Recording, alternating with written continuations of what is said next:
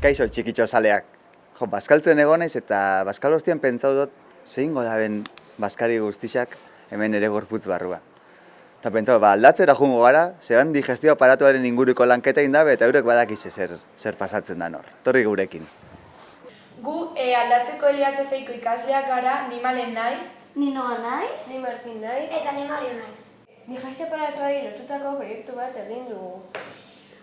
Inguruneko gai batekin lotuta dago, konkretuki digestio aparatuarekin. Proiektu hau egiten dugu gaia gure buruan geratzeko eta hobeto gogoratzeko. Proiektua lehengo egiten dugu bozetu bat jakiteko ordena eta nola egin. Ondoren sortutako gauzak kartulinan pegatu dugu. Gero atalen izenak idazten ditugu.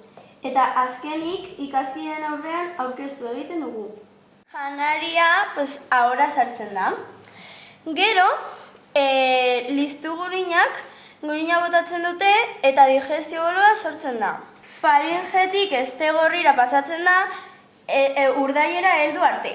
Urdailean, kimoa sortzen da. Kimoa sortu ondoren, urdaiatik este lodira joaten da. Hor, kiloa sortzen da. Gero, kiloa este loditik este meharrera joaten da.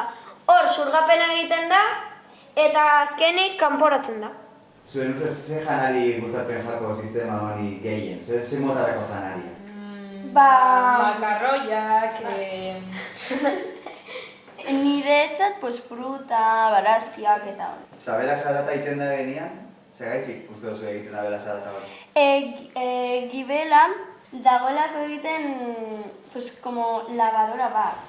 Dagoela nahazten substantziak gero kanporatzen.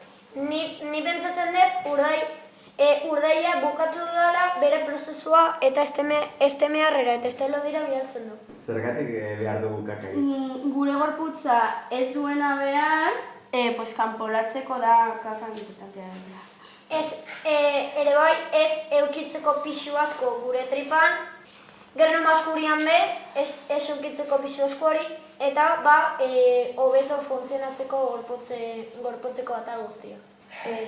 Eta hau, bigarren gaiako proiektua da. Eta zein gai da? Nahasketa, zirkulazioa eta iraizpena. Bai. Hurrengo kapitulua. Agur!